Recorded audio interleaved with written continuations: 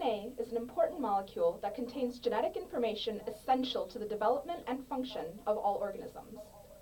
As such, long-term damage to DNA and mistakes during DNA replication can result in serious problems, such as increased mutation rates, and subsequently an increased susceptibility to diseases such as cancer.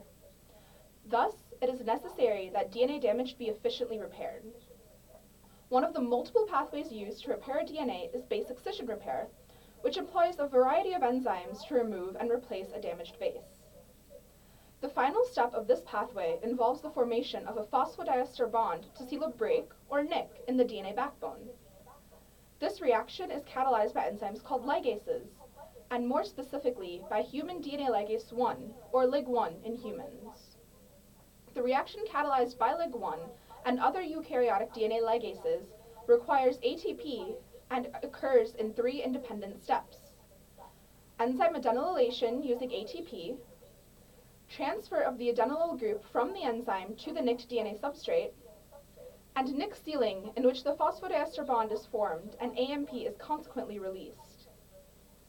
Additionally, all 3 steps require magnesium ion cofactors.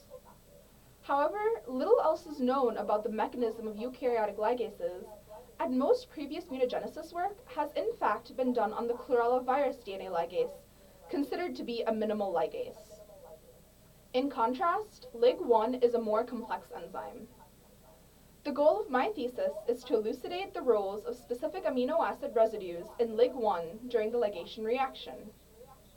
By looking at the crystal structure of Lig1, as well as data that has already been collected on mutants of the chlorella virus DNA ligase, we have identified amino acid residues within the Lig1 active site, which could potentially play key roles in one or more of the 3 mechanistic steps of the ligation pathway.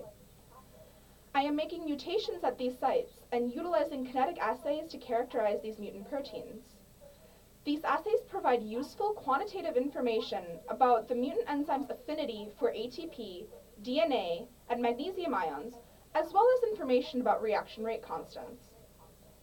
By comparing the results from the wild-type enzyme to the results from the mutant proteins, I hope to provide a better understanding of the chemical mechanism for ligation as well as the nature of the active site and how the enzyme interacts with the substrate. This project will thus hopefully enhance our overall understanding of a process essential to maintaining genomic stability.